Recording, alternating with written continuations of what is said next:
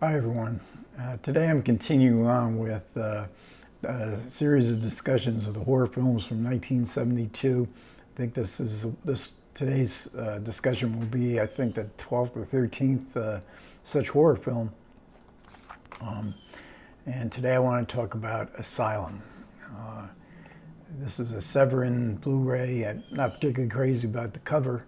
Come to the asylum to get killed.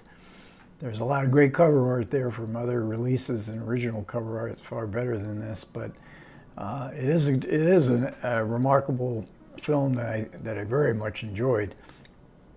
It's directed by Roy Ward Baker and produced by Amicus Productions, and and it is an omnibus film, and this was a fad at the time. Hammer was doing them.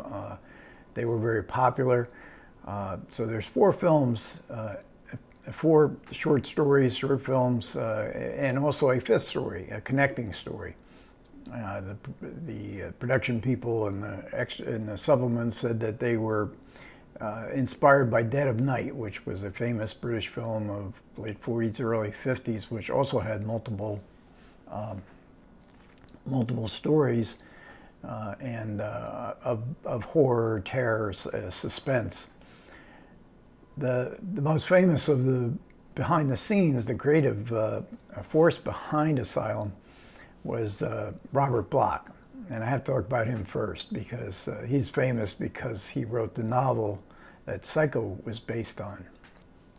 He did not write the screenplay for Psycho. Joe Stefano wrote the screenplay with Hitchcock, in which they changed Norman Bates. The main change between the novel, if you ever read the novel, is that Norman Bates is not very sympathetic in the novel, and Hitchcock wanted Anthony Perkins' Norman to be sympathetic, to implicate the audience in his evil deeds. But nevertheless, Bloch has a consistent. There's an interview with a friend of his, longtime friend of Robert Bloch's, and he says Bloch had a lifelong fascination with schizophrenia, or multiple personalities, people being possessed by other people, which certainly comes into play in Asylum.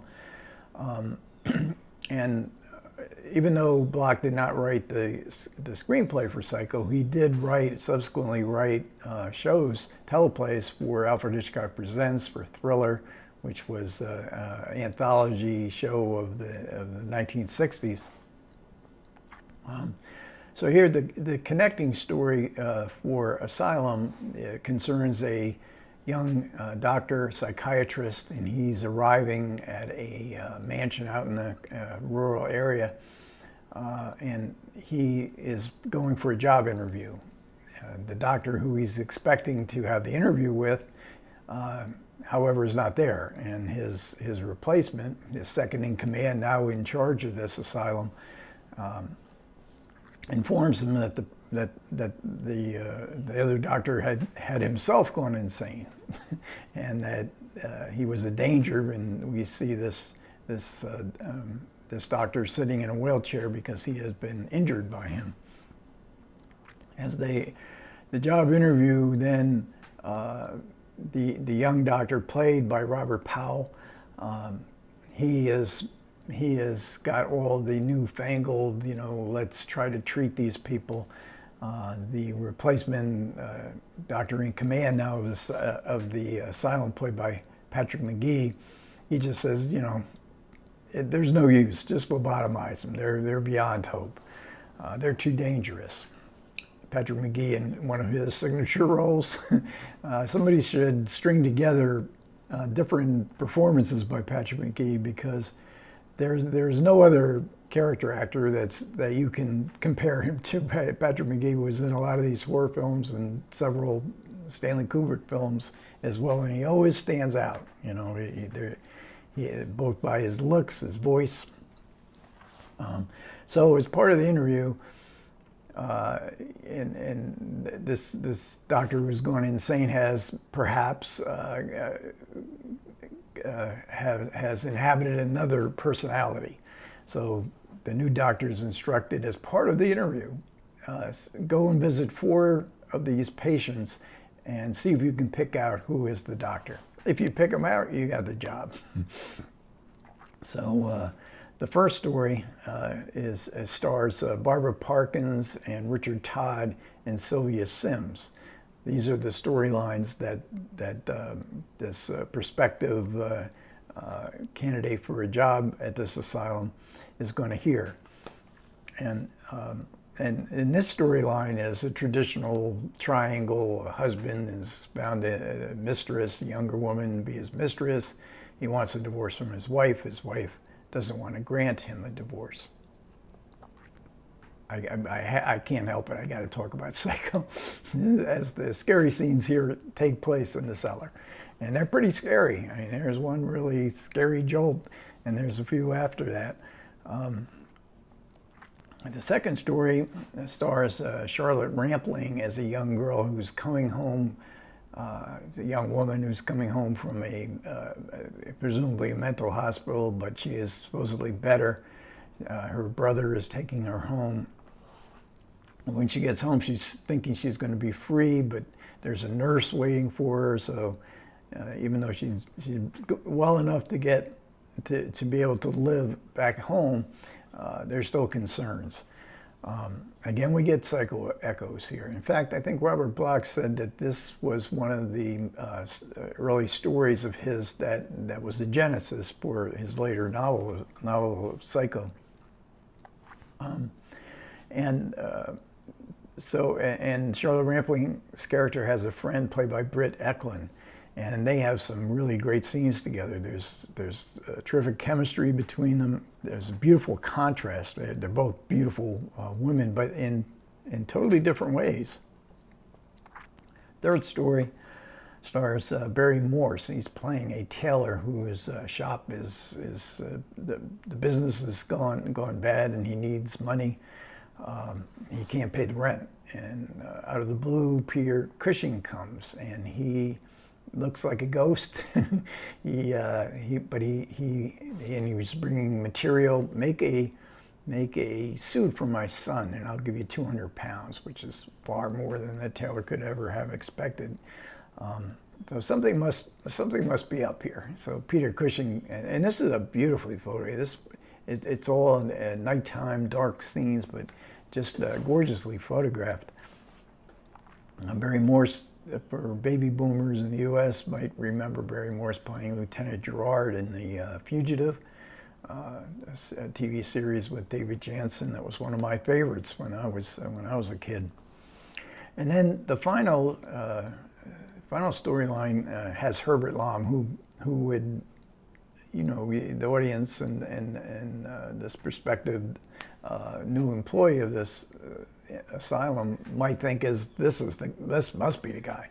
He pretends to be a doctor, but he's most likely to be the doctor. But his main interest is designing robots, these tiny little robots that look like him, and he is attempting to possess the robots. In other words, he's sort of trying to order them to do what he wants to do, to become him. And then we get back to the connecting story, and the terror just, in the last 10-15 minutes, the terror does ramp up. So it's definitely a horror film. There's a great final joke. It must have sent audiences out very pleased. And I saw the film when it came out. I remember I went to see this film because I like these sort of omnibus type films. I didn't remember much. I always remember the girls. I always remember Charlotte Rampling and Britt Eklund and Barbara Parkins. But I didn't remember the stories very well. And these stories really benefit. I mentioned a lot of the actors here because they really enhance the film. They all give good performances. Again, Herbert Lom was there for one day. The other actors probably not more than 3 or 4 days. So they were available, and it was quick work. And it was a well-constructed movie. This isn't like they were going off to some schlock movie. This is a really well-constructed movie. Even if it was low budget, it had great creative artists. I have to talk about Amicus Productions. Amicus Productions was sort of the second down from Hammer Films. They weren't so much rivals. Hammer was very profitable in this period of time. And most of their films were set in the past, much more gothic. Amicus was mostly set in the present day, and they were a partnership between Milton Subotsky and Max Rosenberg. And Subotsky was sort of the creative end of the team, and he would get stories and look for stories, and that Rosenberg would agree to that had some commercial value to them. Rosenberg wanted just to sell his movies, but he wasn't really involved in the actual creation of them. But Subotsky was. He would write screenplays. He worked with the editor Peter Tanner very closely. This was a movie that opened 17 days after the final day, the wrap-up day of shooting. So they must have been working as they were going along. Dennis Coop did the cinematography. He had worked on some really excellent films throughout his career.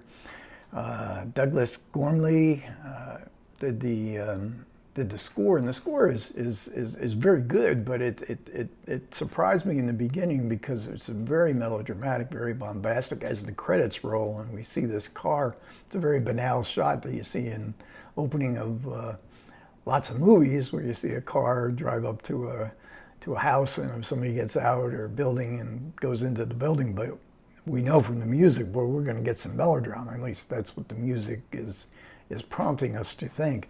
But the music quiets down at the right places, so it's a very good score. And overall, a lot of fun. I mean, I'm really surprised at how much fun so many of these 1972 movies are providing.